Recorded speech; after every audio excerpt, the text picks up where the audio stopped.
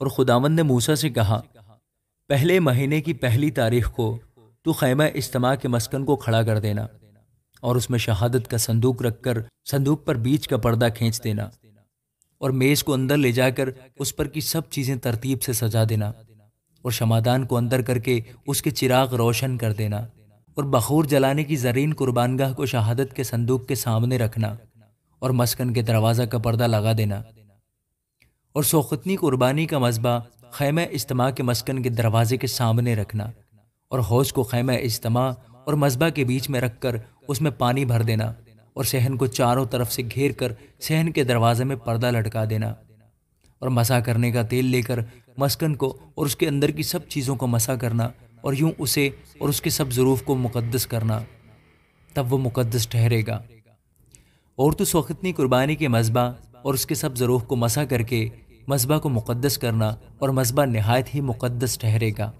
اور تو حوض اور اس کی کرسی کو بھی مسح کر کے مقدس کرنا اور ہارون اور اس کے بیٹوں کو خیمہ اجتماع کے دروازے پر لا کر ان کو پانی سے غسل دلانا اور ہارون کو مقدس لباس پہنانا اور اسے مسح اور مقدس کرنا تاکہ وہ میرے لیے کاہن کی خدمت کو انجام دے، اور اس کے بیٹوں کو لا کر ان کو کرتے پہنانا اور جیسا ان کے باپ کو مسح کرے ویسے ہی ان کو بھی مسح کرنا تاکہ وہ میرے لیے کاہن کی خدمت کو انجام دیں، اور ان کا مسح ہونا ان کے لیے نسل در نسل ابدی کہانت کا نشان ہوگا۔ اور موسیٰ نے سب کچھ جیسا خداوند نے اس کو حکم کیا تھا اسی کے مطابق کیا، اور دوسرے سال کے پہلے مہینے کی پہلی تاریخ کو مسکن کھڑا کیا گیا، اور موسیٰ نے مسکن کو کھڑا کیا اور خانوں کو دھر ان میں تختے لگا ان کے بینڈے کھینچ دیے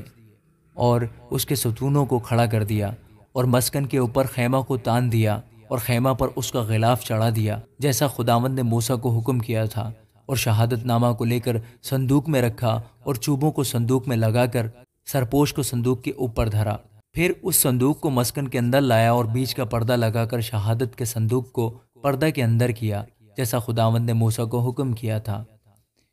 اور میز کو اس پردہ کے باہر مسکن کی شمالی سمت میں خیمہ اجتماع کے اندر رکھا اور اس پر خداوند کے روبرو روٹی سجا کر رکھی جیسا خداوند نے موسیٰ کو حکم کیا تھا، اور خیمہ اجتماع کے اندر ہی میز کے سامنے مسکن کی جنوبی سمت میں شمعدان کو رکھا اور چراغ خداوند کے روبرو روشن کر دیے جیسا خداوند نے موسیٰ کو حکم کیا تھا، اور زرین قربانگاہ کو خیمہ اجتماع کے اندر پردہ کے سامنے رکھا اور اس پر خوشبودار مسالے کا بخور جلایا جیسا خداوند نے موسیٰ کو حکم کیا تھا، اور اس نے مسکن کے دروازے میں پردہ لگایا اور خیمہ اجتماع کے مسکن کے دروازے پر سوختنی قربانی کا مذبح رکھ کر اس پر سوختنی قربانی اور نذر کی قربانی چڑھائی جیسا خداوند نے موسیٰ کو حکم کیا تھا، اور اس نے حوض کو خیمہ اجتماع اور مذبح کے بیچ میں رکھ کر اس میں دھونے کے لیے پانی بھر دیا، اور موسیٰ اور ہارون اور اس کے بیٹوں نے اپنے اپنے ہاتھ پاؤں اس میں دھوئے جب جب وہ خیمہ اجتماع میں داخل ہوتے، اور جب جب وہ مذبح کے نزدیک جاتے تو اپنے آپ کو دھو کر جاتے تھے جیسا خداوند نے موسیٰ کو حکم کیا تھا،